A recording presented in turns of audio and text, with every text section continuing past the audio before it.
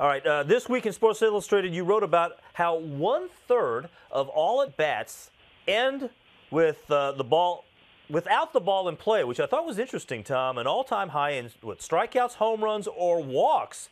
What concerns come with this all-or-nothing approach? Well, I think the biggest concern is all the time it takes between balls getting put into play. So when you have all these strikeouts and home runs and walks, it doesn't seem as bad if the fact there's a good pace to the game and the ball's being put in play at a decent pace.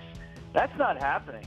Actually the time between pitches this year has gone up a little bit more than a full second. Now, that doesn't sound like a whole lot, right? But that's actually an additional 5 minutes of dead time just since last year. So I think the issue is not so much strikeouts themselves or home runs themselves. It's the dead time between those at-bats and the other times when people actually get base hits. The single is hard to find in the game today. So I think it's about pace of the action. And the game is really predicated on power now. We know that hitters try to launch the ball in the air and they're swinging for the fences even with 2 strikes.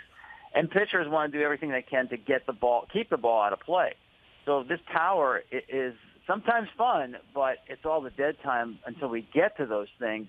And I think you see pitchers taking more between pitches to make sure that they can throw the ball as hard as they can, and hitters taking more time between pitches to make sure they can hit it as hard as they can. So I think it is slowing down the game.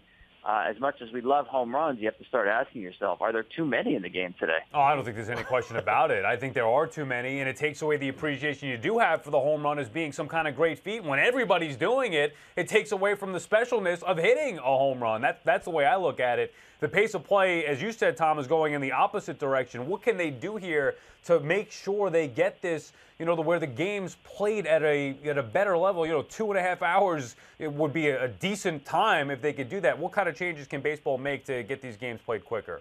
Well, before we start talking about things like the strike zone or governors on relief pitching, those are things that really affect the strategy of the game. I think next year baseball really wants to see 2 major changes. One would be a pitch clock.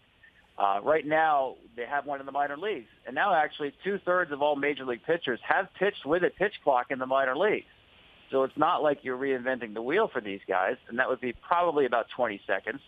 And the other thing would be a limit on timeouts. If you notice in a game today, there's so many timeouts in the game where the catcher's going out to the mound, the infielders come over.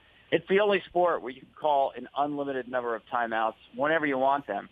So I do think there needs to be a limit. I'm not sure what that limit would be. Say it's 5, say it's 7, whatever it is, there would have to be a limited number of timeouts in the course of the game. And I think those 2 changes, if they're implemented for next season, fans would see an immediate change in how quickly the game is played. And that is exactly what MLB is looking for.